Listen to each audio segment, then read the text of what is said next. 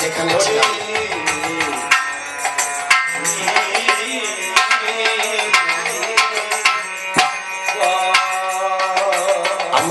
ছিলাম সেখানে ফিরে যাই। আমার তারক জানলার আসর থেকে বাড়ি ফিরে যায়। চৈতন্য ভাগবত পড়ে তারক দেখিবারে পায়। তারক ছুটে আসে আমার মৃত্যুঞ্জয় গোসাইর ধারে।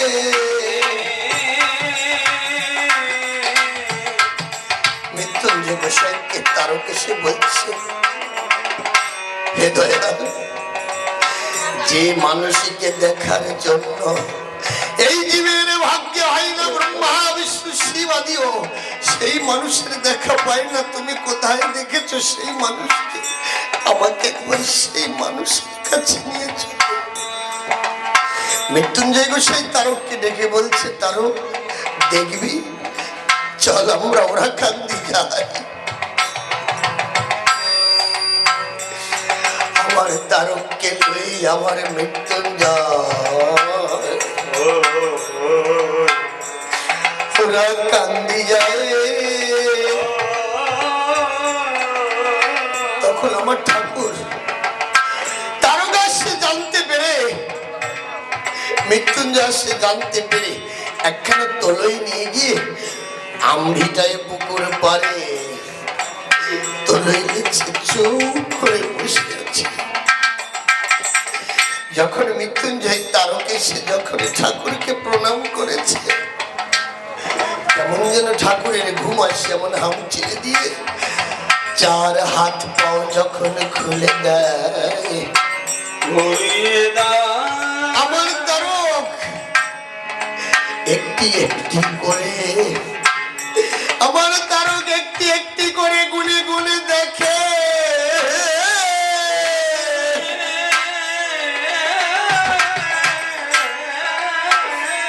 আমার দয়াল হরিচাঁদের সর্বঙ্গে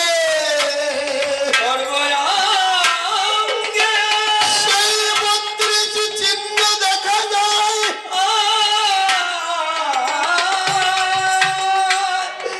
তারক আমার দয়ালের সম্মুখে লুটিয়ে পড়ে বলে, হে দয়াল হরি,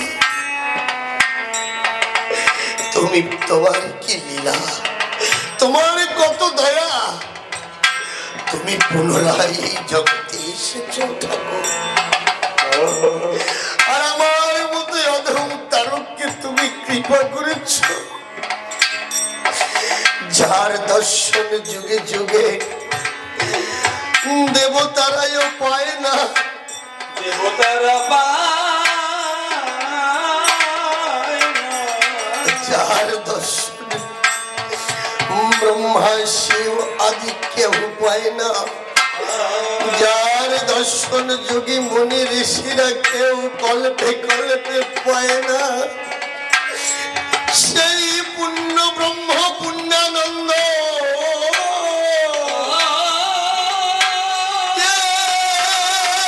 এসেছে ধরা। অবাক, শুধু আসে না, পূর্ণ শক্তি পূর্ণ রূপে পূর্ণ ভাবে আসে। তাই তারককে ডাক দিয়ে বলো, তারক, তারক তুই যে প্রেমের আরো, তারক আমি কেন এসেছি পুনরায় জানিস? এই কলির জীব হবে, এদের আয়ু হবে অল্প, এদের হবে অন্নগত প্রাণেরা ভাত না খেলে বাঁচবে না, এদের হবে জনিগত মন, এদের আয়ু হবে অল্প। তাই এই নিষ্পেষিত জাতি, এই চণ্ডাল জাতিকে আমি তরিয়ে নিয়ে যাওয়ার জন্য, এই চণ্ডাল জাতিকে আমি চণ্ডালত্ব মুছে দিয়ে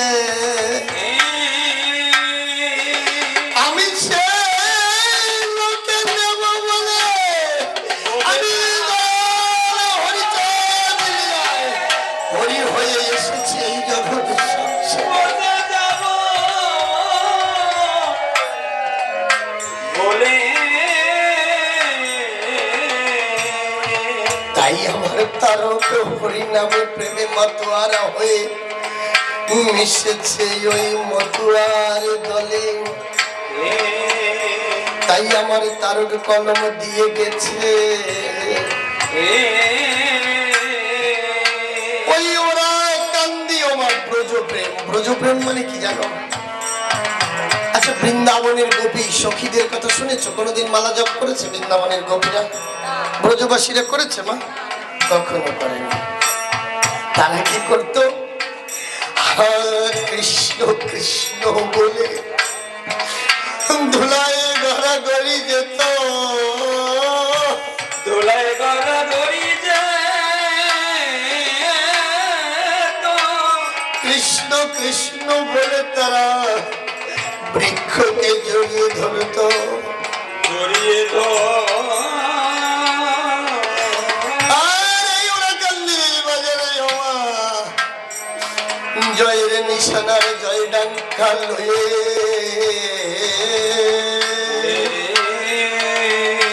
সব কিছু ভুলে গিয়ে এক হরিনাম লয়ে তারাই ওরা কান্দির দিকে ধার।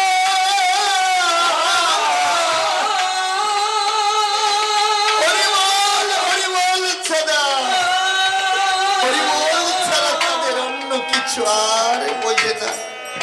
ওরা কান্দি দিকে আমার তারকে দেখে সেই ব্রজ প্রেম যদি আমার ওরা কান্দি থাকে, তাহলে অনায়াসে আমি হরি প্রেম পাবো এই জগতে। তাই আমি ভরি উপহার দেব। তাই আমার তারকে লিখেছে কি? তন্ত্র মন্ত্র লাগবে না, কোন যাগ যজ্ঞ লাগবে না, কোন কিছুর প্রয়োজন নাই। নিত্য নৈমিত্তিক দুবাহু তুলে প্রেমানন্দ হরিবল হরিবল হরিবল বলে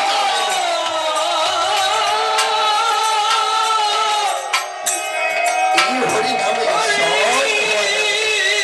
হরি প্রেম সাগরে ভাসতে পারলে সব। দেখো, আমরা তো ভেদাভেদ করি, তাই না?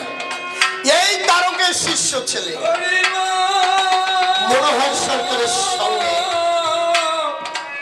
বিজয় সরকার গেছে জমিদার বাড়িতে। কি করতে? কবি গান গাইতে।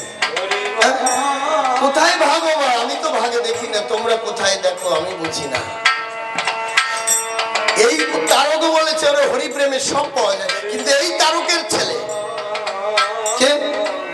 তারকের শিষ্য ছেলে মনোহর জমিদার বাড়ি কবি গান করতে গেছে।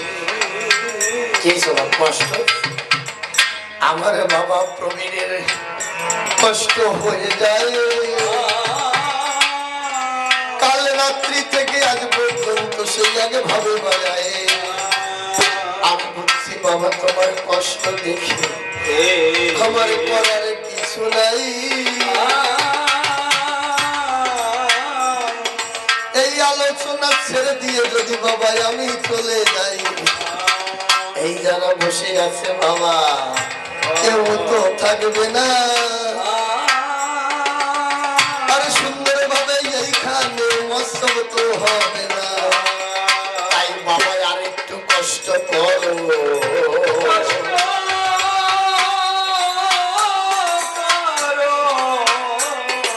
আমি বলি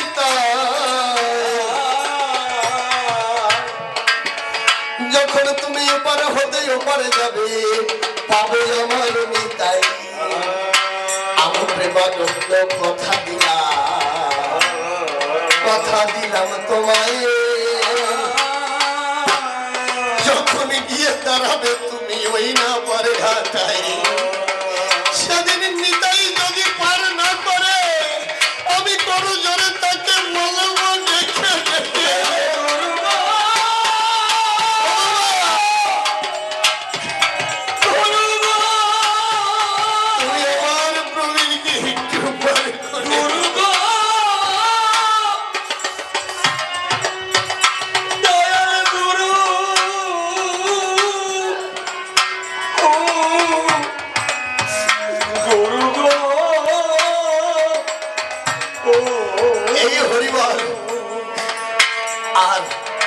বিজয় সরকার তখন ছোট, সবে আসরে উঠে দৌড়ায় গেছে জমিদার বাড়িতে।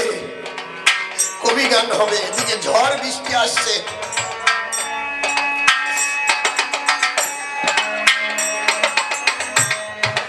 মনোহর চিন্তা করছে সর্বনাশ, কি করে কবি গান হবে, এমন ভাবে ঝড় বৃষ্টি আসছে।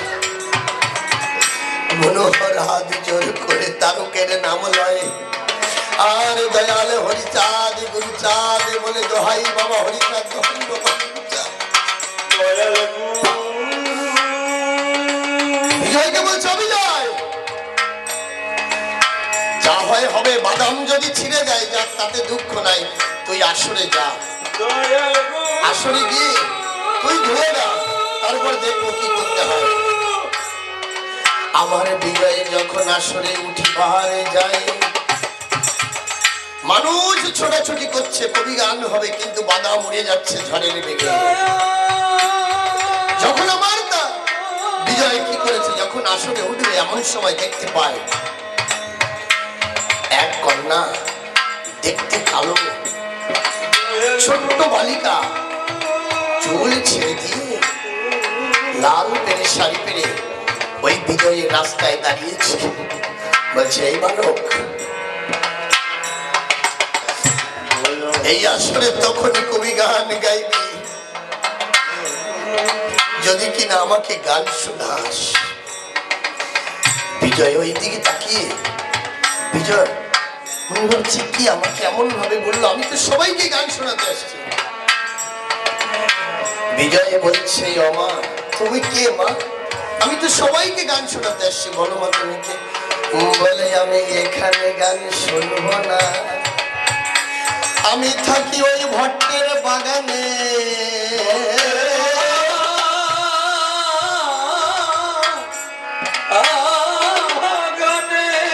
আমি ওই ভট্টের বাগানে থাকি, যদি তুই আমায় কথা দিস যে মনোহর আমাকে ওই ভট্টের বাগানে গিয়ে কবি গান শোনাবে আগামী দিন, তাহলে এই ঝড় দেখবি নিমিষে নেমে যাবে, আর ঝড় নাহি রহিবে।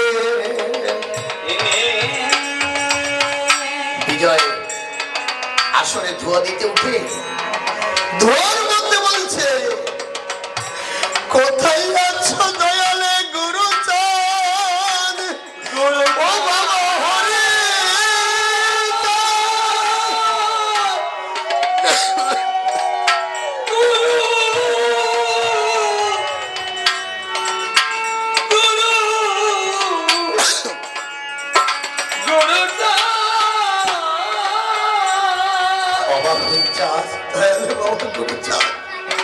কৃপা করো, আমি ছোট্ট বিজয় কথা দিয়ে যাই, যদি এই নিমিষে ঝড় বাদল বন্ধ হয়ে যায়, যদি প্রয়োজন হয় আমি ওই গুরুর চরণে লুটিয়ে পড়ে অনুরোধ করব যে আগামী দিন আমার কবিতা। বিজয় ধোয়া গিয়ে যখন নেমে যায়, মনোহরের চরণে গিয়ে ডেকে ডেকে কয় বাবা আমার কথা নেবে, তুমি যদি আসলে ওঠো বড় ঝড় বৃষ্টি হবে, তুমি কথা দাও আগামী দিন তুমি ওই ভট্টের বাগানে কবি গান গাবে। বলছে বলিস কি বাবা, ওই গভীর জঙ্গলে কবি গান হয়? বলছে বাবা সব না, তুমি কবি গান গাওয়ার আগে তুমি জমিদারকে ডাকো, ওই জমিদারের কাছে কথা নেবে, আগামী দিনে ভোরে ওই বাগান পরিষ্কার করে দেবে, আর ওই বাগানে কবি গান হবে। বলছে বলিস কি বিজয়? বলছে হ্যাঁ বাবা, আমি যখন আসরে উঠতে যাই একটি ছোট্ট মেয়ে আমাকে বলছে আমি ওই বাগানে থাকি, আমাকে গান শোনাতে হবে। আর আমাকে এও বলে গেছে কি জানো, বলেছে শোন তুই সুন্দরভাবে আমাকে যদি কবি গান শোনাস, তুই আমার কাছে যা চাবি তাই পাবি। বাবা এই কথা আমায় নয়, তোমাকে বলেছে জানো, যে ওই মনোহর আমার কাছে যা চাইবে তাই পাই। তাই মনোহর জমিদারকে ডেকে বলছে জমিদার মশাই এই ঝড় বৃষ্টি থেমে যেতে পারে, তোমার কথা দিতে হবে কি আগামী দিন ওই ভট্টের বাগানের মধ্যে একটি বট গাছ রয়ে, ওই বট গাছের গোড়ায় কবি গান হবে তোমায় কথা বলি তাই। বলে জমিদার মশাই তুমি যদি কথা দিয়ে যাও তাহলে আমি কবি গান গাবো। জমিদার বলে যদি তোমার এই ইচ্ছায় সরকার মশাই, আমি তো বড় দায় পড়েছি, আমার বাড়ি কবি গান দিতে হলে তো তোমার কথা মেনে নিতে হবে, নাহলে তো ঝড় বৃষ্টি যদি তোমরা থামাতে পারবে। আমার মনোহর দয়ালে হরিচাঁদ দয়ালে গুরুচাঁদ বলে ধরি দিয়ে যখন কবি গান গায়, দেখে ঝড় বৃষ্টি কোথাও উদয় হয়ে যায়। সকালে হতে হতে জমিদার ওই ভট্টের বাগান পুরো পরিষ্কার করে দিয়েছে। পরিষ্কার করে দিয়ে খোলা আকাশের নিচে কবি গান শুরু হয়েছে। সন্ধ্যা যখন কবি গান শুরু হয়েছে, আমার মনোহর যখন গিয়ে কবি গান ধরেছে, দেখতে পাই বট বৃক্ষের ডালে আমার আদ্যা শক্তি মহামায়া কালী তিনি বসিয়া রয়ে। আর মনোহরের কবি গান শুনে সে আনন্দ পা দিলাচ্ছে। কবি গান শেষ হয়ে গেল, সবাই চলে গেল, মনোহর ওই বট গাছের গোড়ায় বসে আছে। আর ওই বট গাছের গোড়ায় ছিল কেষ্ট খেপা। চেনেন আপনারা কেষ্ট খেপাকে? গণেশ পাগল ওই বট গাছের গোড়ায় থুম করে বসে আছে, কারোর সঙ্গে কথা বলছে না, কিন্তু এই গান শুনছে। কবি গান শুনেছিল, চুপ করে বসে আছে, কারোর সঙ্গে কথা বলে না। এখন আদ্যাশক্তি মা ডেকে বলছে, মনোহর তোর গান তো ভালো শুনেছি বাবা, তা কবি গান গাইলে তো কিছু অর্থ দিতে হয় তাই না? তা বাবা তোকে কি দেব? আমার কাছে তো দেওয়ার কিছু নাই। বলছো মা, তুমি বলে বিজয়কে কথা দিয়েছিলে তোমার কাছে আমি যাহা চাইব তাই আমি পাবো, তুমি আমায় একটু কৃপা করো। বলছে যা, আমি যখন কথা দিয়েছি তুই আমার কাছে যা চাইবি আমি তাই দেবো। বলি আমা, আমি তোমার কাছে কি চাই জানো? আমি ওই কেষ্ট খেপাকে আমার সাথে নিয়ে যেতে চাই। আমি ওই গণেশ পাগলকে আমার কাঁধে বসিয়ে আমি আমার বাড়িতে নিয়ে যেতে চাই। আমা তুমি বলো তোমার ছেলেকে যেন আমার সাথে যায়। এদিকে গণেশ বলছে না, আমি এই বটবৃক্ষের গোড়া ছেড়ে আমি কোনো মতে যাবো না, আমি যাবো না। আর এদিকে মনোহর বলছে মা, আমি ওকে ওই পাগল ছাড়া আমি আর কিছু নেব না। বলিস অনেক কাগতি মিনতি করার পরে ওই গণেশ পাগলকে মনোহর বাড়ি নিয়ে গেছে।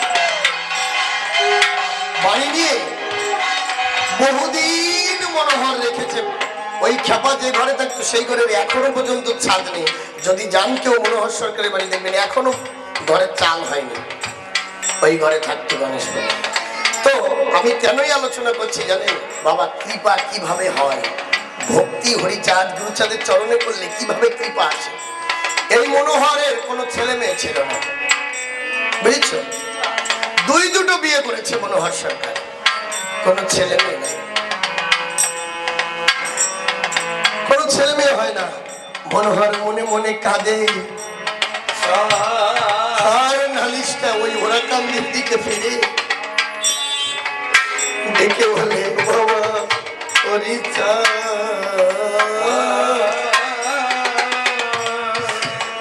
বাবা গুরুচাঁদ, আমার কি ছেলে মেয়ে হবে না? আমার এই বংশ কি করে রক্ষা পাবে? আমি এক এক করে দুইটি বিবাহ করলাম, তাও আমার ছেলে মেয়ে হয় না। একদিন মনোহর পাগলের কাছে গিয়ে বলছে, ও বাবা তোমার নামে তো শুনেছি অনেক কিছু হয়, তুমি কি আমার কথা বুঝো না? পাগল কোনো কথা বলে না।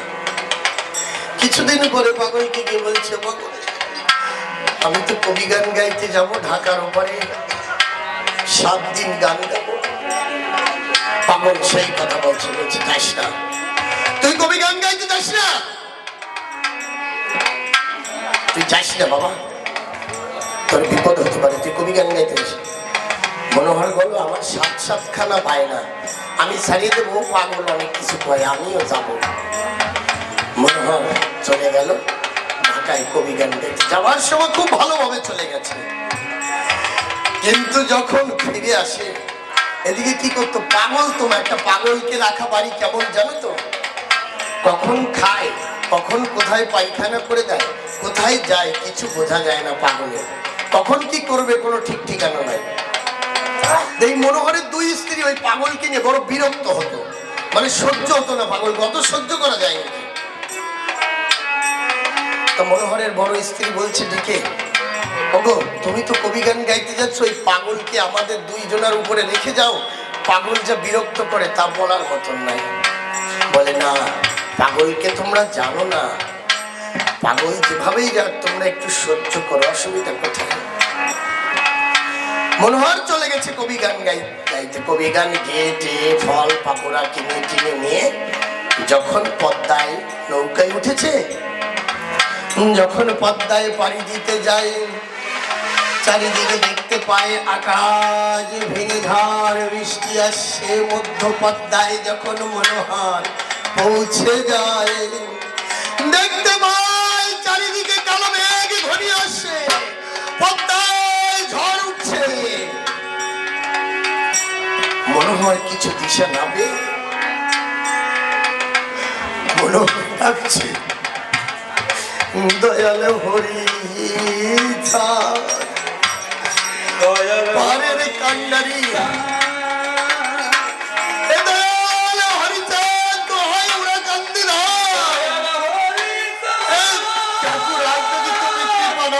এই পদ্মায় ডুবে যাবো, তুমি একটু বিপদ ডাকছে কাকে, দয়াল হরি দেখছে কে, আমার পাগল গণেশ। কোথায় বসে দেখছে, বাড়ি বসে দেখছে মনোহরের নৌকা ডুবে যাচ্ছে পদ্মায় ঝড়ে। মনোহর ডুবে যাচ্ছে পদ্মার মাঝে, আমার গণেশ মনোহরের বড় স্ত্রীকে দেখে বলে, ওমা শিগগির সময় সরে যাচ্ছে, আমার একটা ধামা দে না মা। বলে পাগল খেপেছে, ধামা দিয়ে কি করবে, ঘন ঘন বলছো মা সময় সরে যাচ্ছে, আমাকে একটা ধামা দে না মা। না পেরে বড় স্ত্রী বড় মা এসে একটা ধামা দিয়েছে। যখন পাগলকে ওই বেতের ধামা দেয়, পাগল মধ্যে উঠোনে যেমন নৌকার জল এসেছে, আবার পাগল তখন ওই মধ্যে উঠোনে ধামা দিয়ে মাটি কেটে কেটে একদিকে মাটি আরেক দিকে ফেলে দেয়,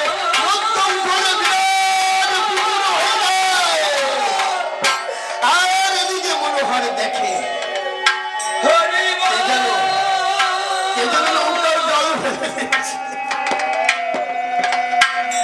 কে যেন নৌকা সেচে দিচ্ছে, নৌকার জলে ফেলে দিচ্ছে। আর যখন পরে আসে বলে, ভাই বাবা হরিচাঁদ তোমার কৃপায় আমি আজ রক্ষা পেলাম না, তো আমাকে রক্ষা করে এমনই কেউ ছিল না, কত নৌকা আমার সম্মুখে ডুবে গেল আমি দেখি মেরে ভাই, কিন্তু আমি মনোহর তোমার কৃপায় বেঁচে যাই। মনোহর যখন বাড়ির আঙ্গিনায় আসে দেখিবারে পায় উঠোনের মধ্যে বিরাট গর্ত কাটা, পাগল ধামা ফেলে দিয়ে হাঁপিয়ে গেছে, পাগল চুপ করে বসে আছে।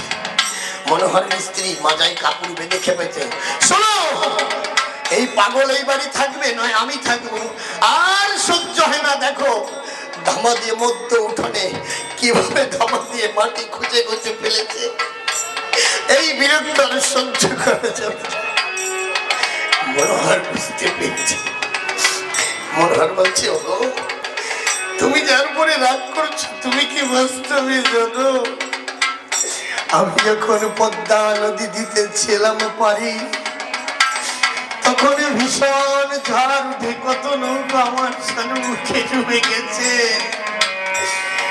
কিন্তু পাগল বাড়ি থেকে গো ওই ধামা দিয়ে আমার নৌকার জল সিঁচে দেয়। তাই আমি মনোহর ওই ধামার জল সেচার জন্য আজ বাড়ি ফিরে আসতে পেরেছি। আমার মুখে আজ বাড়ি ফেরা হতো না গো। তোমরা পাগলকে জানো না, বলছো তোমার পাগল এত পারে, দুটো বিবাহ করেছে, একটা সন্তান দিতে পারে না। পাগল চুপ করে শুনছে, কিছু বলছে না। রাত ভর মনোহরে দুই স্ত্রীর সঙ্গে মনোহরের গন্ডগোল হচ্ছে, ছেলে মেয়ে হয় না। তাই পাগল কিন্তু পাশের ওই খোলা ঘরে বসে সারা রাত শুনেছে। পাগল ঘুম থেকে উঠে গিয়ে ঘরের দরজায়, মানে ঘর থেকে দরজা খুলে ঘুম থেকে বেরোয়, সেই দরজায় পাগল ভরে পায়খানা করে দিয়েছে। আর বুড়ো মানুষের পায়খানা তো বুঝতে পারছো, বিরাট জায়গা নিয়ে পায়খানা করে ভাসিয়ে দিচ্ছে পাগল। এখন ছোট স্ত্রী বলছে, দেখেছো তোমাকে আমি বলেছি ওই পাগলকে রেখো না, এই বাড়ি থেকে বিদায় করো। সব সকালে ঘুম থেকে উঠে এক গাদা পায়খানা করে দিয়েছি, আমরা পারবো না সাফাই করতে, প্রয়োজন হলে তুমি সাফাই করবে। মনোহর মনে মনে ভাবে, তাই আরে তোরাই পায়খানা সাফাই করতে পারবি না, তাহলে কি করা যাবে, আমি কোদাল দিয়ে সাফাই করবো। কিন্তু বড় স্ত্রী এসে বলে, মনোহরের ধারে আজ যদি একটা সন্তান থাকতো আমাদের ঘরে, সে যদি এমন ভাবে পায়খানা করিত, আমার সাফাই করতে হতো। ওই পাগলকে মনে করি সেই পাগল আমার সন্তানের মতো। তাই চিন্তা করো না, আমি পরিষ্কার করে দেব। যখন বড় বউ পরিষ্কার করে দিয়েছে, পাগল অমনি ঘর থেকে এসে বড় মাকে ডেকে বলছে, মা তুই আমার কাছে আয়। পাগল বলছে, মা তুই আমার কাছে আয়, আমি তোকে আশীর্বাদ করি, তোর ঘরে একটা সন্তান আসছে।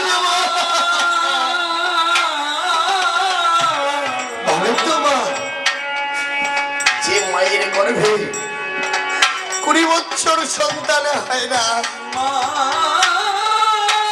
সবাই বলে দেয় সন্তান হবে না, সেই মা যদি জানতে পারে আমার গর্ভে সন্তান আসে,